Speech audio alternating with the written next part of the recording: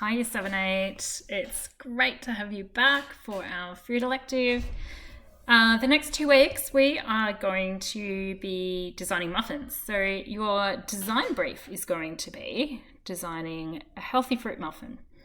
So the teachers at Northside have decided that these assignments or projects are optional, but I really encourage you to do it. It's going to be pretty easy. It should be quite fun.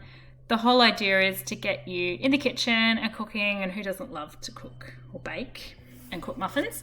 So the recipe I've got here is for blueberry muffins, but what I want you to do is have a go at making your own and having a go at making your own flavors. So I have put on Schoology lots of different ideas for you, but I thought I'd talk through the recipe because I'm not there to assist you with quantities, and you may have some questions, and feel free to send me an email and just go, Miss Ravita, I'm not really sure what to do about this. How much, orange zest or orange juice do I add? I want to make an orange and poppy seed muffin. Absolutely, send me through emails, happy to help you. So the design brief is to make a healthy fruit muffin that you could have on a picnic with your family. And I know we're all in lockdown still, so we could even just do that in the backyard. So it might be a nice surprise for your family to make them a lovely treat. You guys are all pretty confident in the kitchen already, but I don't want it to be a big stress for your family having to go out and get a lot of ingredients. So I want you to use what you have at home. If your family is okay with you shopping for a couple of things that you don't have that you really would like, that's great. Part of this, you need to write a food order or you need to write a shopping list. So that way you can check off, okay, I've got this at home. No, I need to go and buy some flour. Yep, we've got enough milk. Or, I've only got one egg. I need to go and get some eggs. So that's why we do that. So let me talk you through it. So the idea is that you've got a basic recipe like this. And so you've got self-raising flour, butter, brown sugar. This one has frozen berries. So that's where you get to be creative. You can use frozen raspberries. You can use a fresh apple, a banana. You could use orange zest. You can use pear. What else is in season? It's kind of about it at the moment, isn't it? Unless you want to use frozen mango, but depends what you have. And then there's milk and eggs.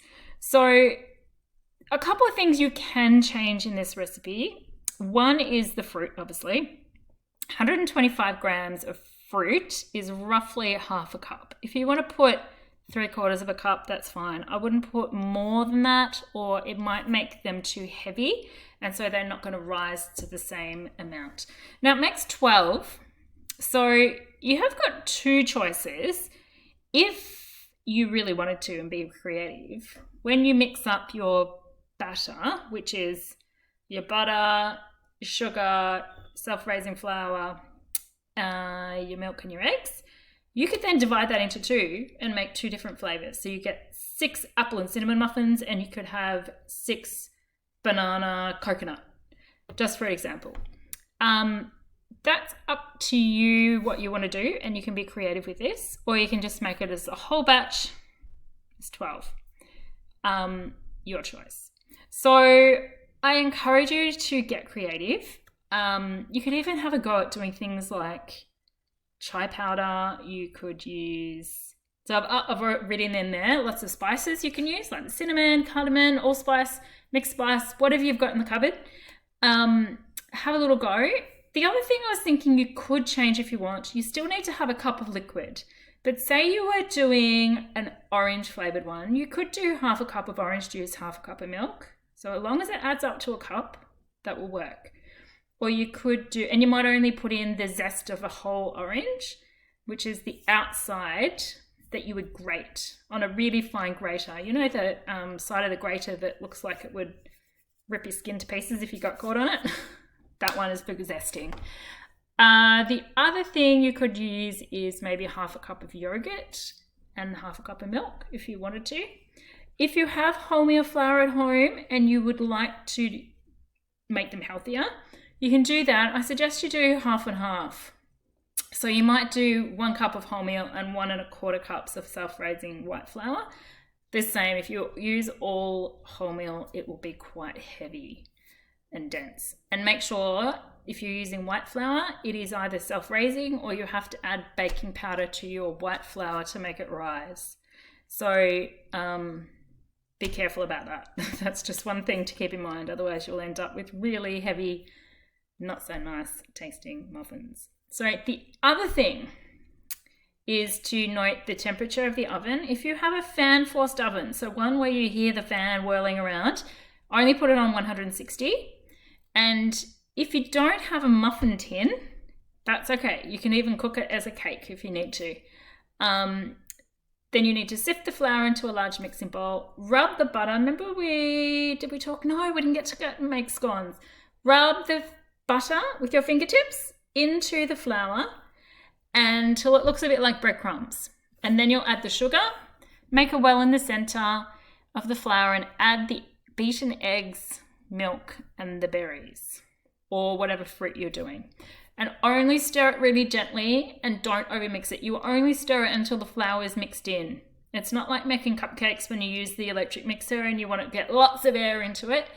These are better left not being overly mixed. So then you'll use a spoon, or the other thing I find really helpful is 1/4 cup measuring is about the right amount you need in each muffin hole for the tin. So if you have like cupcake cases, you know, the little cases, you can put them in. Otherwise, just grease them lightly with some butter or oil and then spoon it in, and then you'll put them in the oven for 25 minutes or until the skewer comes clean. You can also just gently touch the top and it should feel spongy. If it's really, really like wobbly, then you'll know it's not cooked yet. And then leave them to cool for about 5 minutes before you try and put them onto a cooling rack. So that should be a successful muffin baking exercise. So this first lesson, you might want to just do your planning, and then you might want to cook next Tuesday when you're scheduled to have another class. So then next week you would do your cooking and your evaluating. This week we'd just do your planning, unless you're really keen to get into it and you can make them all in this session. Or, you know, one afternoon when you've got nothing to do and you feel like doing some cooking, you can do it then. But that's basically what we're going to do. So look out on Schoology. It should have all of the information there for you. If you have any questions, please send me an email and I'll get back to you as soon as possible. And at the end of it, you're going to do a digital food diary entry. But before you cook, I'd like you to do a shopping list and write a list of equipment that you're going to need. And if you need anything in order to be able to do this, please let me know, and I can organise for you to come and pick up some things from school. But try and just use what you've got at home. So if you've got like a smaller patty tray, use that. If you are really stuck, you can just cook it as a cake.